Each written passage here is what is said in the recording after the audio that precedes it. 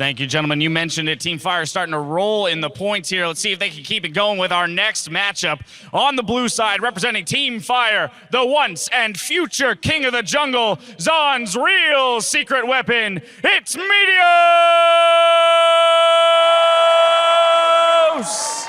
And his opponent on the red side for Team Ice, from China's LPL, don't let the name fool ya, he's no noob, it's RooKie!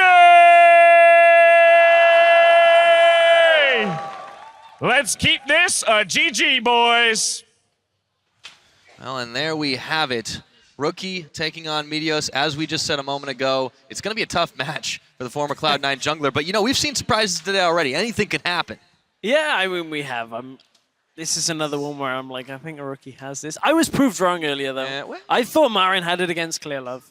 So, I don't know. Well, that was a very close match. And if this one is half that close, that will be a hell of a 1v1. I just feel like Meteos has to come out with some cheese. Come out either with the brand, something with like a Heimerdinger. Could happen. Well, we're going to find out. Pick some bands coming up right now. Give me something.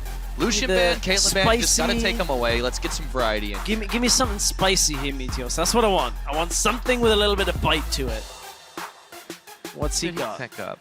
RooKie's giving it a little while, though. He's not quite sure. He's like, oh, what do I want to burn? What don't I like? Mid-lane Lulu. Ryze is going to get taken away. Not the best champion in one. We saw it a couple of times in IWCA. Didn't do amazingly well. No, definitely not. Now, Kindred was very, very popular as well, and that's going to continue the trend of being banned. Misfortune also banned away, and that means Meteos just takes away the Caitlyn. So we will see some slightly different things this time, and unfortunately, we can't win it to win it. But RooKie knows exactly what he wants, goes straight for it with the Kalista. Meteos takes a little bit longer to think about what he's going to take. Urgot would be a fairly decent pick just from the way that Urgot's passive works. Get pretty tanky, just land those autos. Against Kalista, though, now they will be revealed. You can see RooKie is like, oh, Urgot. Oh. Yeah. RooKie's like, well, I got to win at level 3. If I don't win at level 2, level 3, this one is dunzo. I'm going to get like position reverse it onto tower. Well, I mean, you can't dodge acid hunters when they're locked on. Oh yeah, but you know, at that point, how good is Meteos' Urgot? Has he been practicing it? Well, you know, he's had a whole year off to really just kind of play that solo queue game, so maybe, just maybe. It's all been for this moment. Yes. This is what exactly what he was for, preparing right now. That whole game earlier, that was all just a ruse. The 1v1, that's the real tournament. Yeah, I mean, you know, it's, Urgot, Zed, basically in the same kind of prevalence of champions. I'm just going to let that one... I'm saying is neither of them are picked very often in competitive. No, that's true. That's very true. So, well, we didn't see Urgot. You know, funny, we saw Urgot very, very early on in this last season as a very popular AD carry pick just because it was such an oppressive force that couldn't be killed easily. I remember the old Taric Urgot days. Those are the best. Oh. The whole... That's really had to remind me of basically how, like, Team Mon went into the LCS. Uh-oh. Crab people. Here we go. On into the Howling Abyss. And another Kalista comes out, this time in the hands of RooKie. He's got the barrier to Meteos' exhaust, which would be coming a little more in handy, I would think, against the Kalista. Stop that hopping.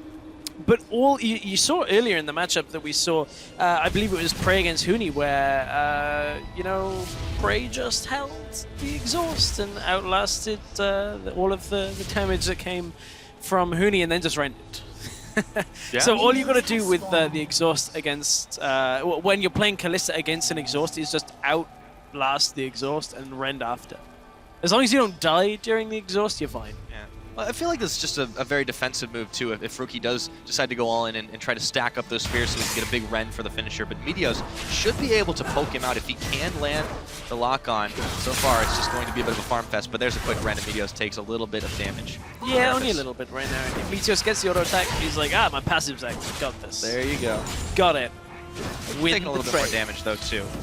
Yeah, I wonder what Meteos is actually going to do. Is he going to go towards the actual tank build, is what I assume? Oh, that's a fair amount of damage. He's got to respect the red. He's really taking a lot early. The barrier's on. I don't think he's going to win this level 1. The spears were just enough, and RooKie will finish it in a minute and a half. Barrier into the exhaust is so good for Kalista. All you do, pop the barrier.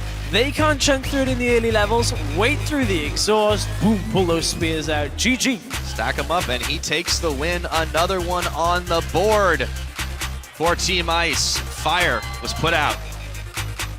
That is now stops the killing spree. Yeah, it does. Yeah, it's a good shutdown there for him. Global shutdown there. So, I mean, a big win on the board there. He's going to be facing off, of course.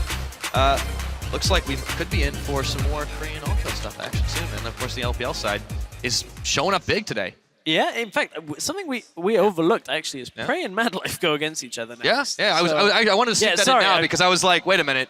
That's going to happen, too. I'm trying to follow the bracket I had two different things going on at once, so my bad. That's what's going on down here. I'm not like sketching some things. Well, I'm like, this is how the outcome is going to be. No. I see tic-tac-toe. No, yeah, yeah, you know, it's fine. It's basically how we're determining some of these 1v1s is I'm like, Mad Life's going to win. Of course. That's how my predictions go. Yeah.